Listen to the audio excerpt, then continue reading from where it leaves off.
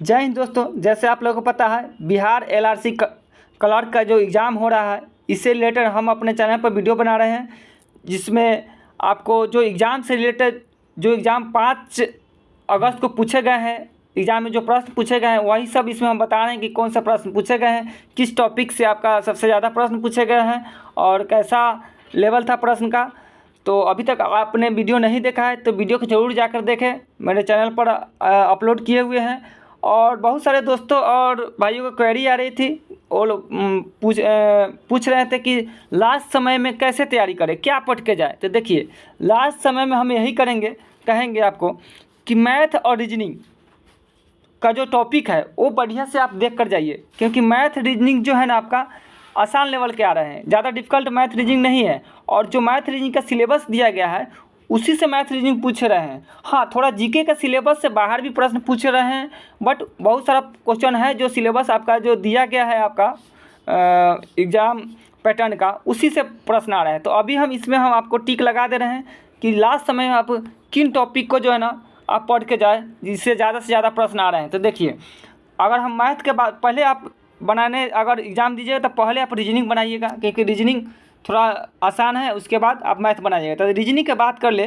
तो देखिए, रीजनिंग में सबसे ज़्यादा जो प्रश्न पूछे जा रहे हैं, ये देखिए, बैठक व्यवस्था जिसको बोलते हैं सीटिंग अरेंजमेंट। सीटिंग अरेंजमेंट से लगभग 5 से 6 प्रश्न पूछे जा रहे हैं।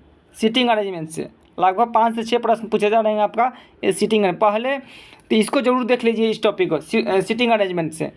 यहाँ से आपका 5 से 6 क्वेश्चन आपको आ जाएंगे। 5 से 6 क्वेश्चन आपको जैसे सर्कल बना देगा, सबका केंद्र की तरफ मूव कर देगा, और 6 प्रश्न मतलब 6 व्यक्ति जो बैठाकर इसको प्रश्न पूछ रहे हैं इधर उधर। किसी को जो है ना किसी का फेस जो है ना सर्कल से बाहर, केंद्र से बाहर कर दे रहे हैं, किसी को लाइन में बैठा दे रहे हैं 6 पर्सन को, उसके बाद पूछ रहे हैं दाएं बाएं कौन होगा। इस टाइप से प्रश्न जो पूछे रहे हैं, तो इससे लगभग आपको 5 से 6 प्रश्न आपको बैठक व्यवस्था से है।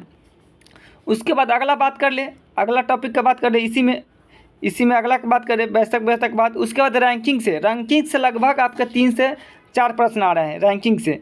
इसमें रैंकिंग में आपका जैसे ए का स्थान बाएं से 12 है, बी का स्थान दाएं से 13 है, तो कुल मिलाकर कितने पंक्ति में कितने बचे हैं, इस टाइप के जो है ना प्रश्न आ रहे हैं। तो रैंकिंग आप जरूर देखें। बैठक व्यवस्था, ये देखिए आपका अभी बता दिए, आपका बैठक व्यवस्था हो गया, रैंकिंग हो गया। दिशा से प्रश्न पूछे जा रहे हैं, दिशा से। उसके बाद वर्णमाला संबंधी प्रशिक्षण से आए थे। ब्लड रिलेशन से, हाँ, ब्लड रिलेशन से आपका 3 से 4 क्वेश्चन आ रहे हैं। ब्लड रिलेशन से आपका 3 से 4 क्वेश्चन आपका ब्लड रिलेशन से आ रहे हैं। उसके बाद कोडिंग डिकोडिंग से था आपका 4 क्वेश्चन, लगभग 4 क्वेश्चन आपका कोडिंग डिकोडिंग से था।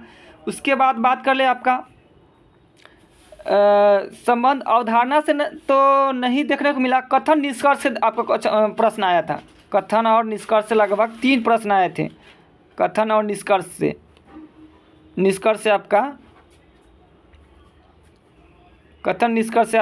3 प्रश्न आपको देखने का आए थे। तो कथन निष्कर्ष आप लोग देख लीजिएगा। उसके बाद बात करते हैं आपका शब्द श्रृंखला से आया था, और शब्दों को व्यवस्था से आया था, और पहली सारणी का मतलब ये समझिए, इसमें जितना भी टॉपिक दिए है ना वो सभी से आया था।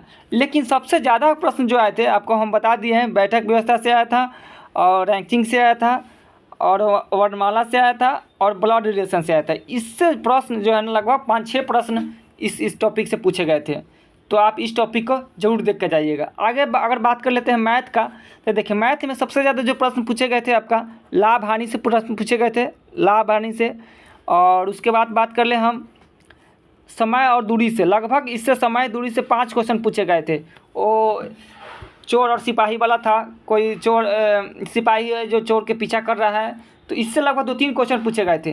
तो समय और दूरी से आप जरूर क्वेश्चन आप देख के जाइएगा। उसके बाद बात करते हैं कार और समय से, इससे 3 क्वेश्चन आपके थे, और डिस्काउंट से लगभग 3 क्वेश्चन थे, औसत से 2 क्वेश्चन थे आपका, और साझेदारी से आपका 2 क्वेश्चन थे।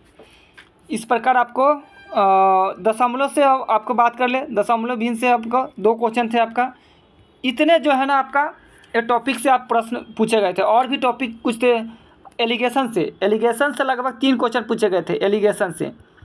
एलिगेशन से आपका 3 क्वेश्चन पूछे गए थे। हाँ, प्रतिशत से, इससे लगभग 3 से 4 प्रश्न आपका प्रतिशत से पूछे गए थे। तो इस टॉपिक को जरूर देख दीजिए, जिसको हमने टिक लगाया है आप इस टॉपिक को जरूर अभी आप देख लीजिएगा अच्छी तरह। और अभी जिनका भी समय बचा हुआ है वो ज़्यादा से ज़्यादा हम कहेंगे आप सेट लगाइए, एक सेट जरूर आप डेली लगाइए। सेट आप किसका लगाइएगा, तो टेक्स्ट बुक का। देखिए टेक्स्ट बुक पर इसका जो है ना दिया हुआ है, टेक्स्ट बुक पर जो है ना इसका इस एग्ज़ाम का LRC का एग्ज़ाम का दिया हुआ है।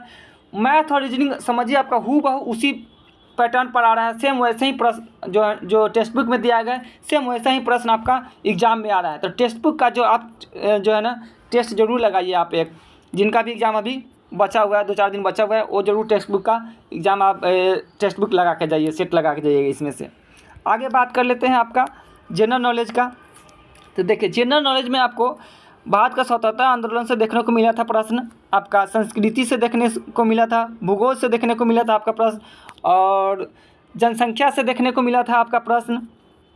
आगे बात कर लेते हैं हम पंचवर्षीय योजना से आपका प्रश्न था एक, और राष्ट्रीय आंदोलन में बिहार का योगदान, इससे प्रश्न नहीं था, अभी नहीं था। हाँ, वैज्ञानिक खोज से आपका प्रश्न था, आविष्कार और इसका खोज से आपका इसका एक प्रश्न था। अंतर्राष्ट्रीय और राष्ट्रीय पुरस्कार से आपका एक प्रश्न था, और भाषा से एक प्रश्न था, मणिपुरी के किस कब मणिपुरी को जो है ना जोड़ा गया था वो आपका था। राजधानी तो नहीं था, मुद्रा था आपका, मुद्रा एक आपका मुद्रा पूछा गया था। खेल कूद से पूछा गया था कि महिला IPL का खिताब किसने जीता है पहली बार, इससे था। और राष्ट्रीय और अंतर्राष्ट्रीय करंट अफेयर में आपका पूछा था फिजिक्स का नोबेल पुरस्कार किसको मिला है। तो इस सब से प्रश्न पूछा गया था, जो टॉपिक में हम टिक लगाएं इस सब से प्रश्न पूछा गया था। तो इसमें जितना भी टॉपिक आप दिए गए हैं ये देख पा रहे हैं, जितना भी टॉपिक है आप इसको ज़रूर आप जो है ना एक बार देख कर जाइए, इससे आपका 100% प्रश्न आपका बन रहे हैं। तो आप इन टॉपिक को जरूर देख कर जाइए। और भी इन्फॉर्मेशन कुछ होंगे हम अपने पल पर जो भी इन्फॉर्मेशन होगा हम सभी इन्फॉर्मेशन हम अपने चैनल के माध्यम से आपको बता रहे हैं। और आप लोगों को कोई भी क्वेरी होगा तो आप हमको मैसेज कर सकते हैं, या मेरे व्हाट्सअप नंबर पर जो है ना इस व्हाट्सअप नंबर पर आप मैसेज कर सकते हैं 9708933970। इस पर कोई भी आपका क्वेरी हो तो आप मैसेज कर सकते हैं, हम इसको रिप्लाई दे देंगे आपको। तो आप ज़रूर देख कर जाइए, और चैनल को अभी तक सब्सक्राइब नहीं किए तो प्लीज़ चैनल को सब्सक्राइब कर लीजिए, ताकि जो भी वीडियो हम डालें आप तक आसानी से पहुँचे और आप ज़्यादा से ज़्यादा आप उसका लाभ उठाएं। तब तक के लिए जय हिंद, जय भारत।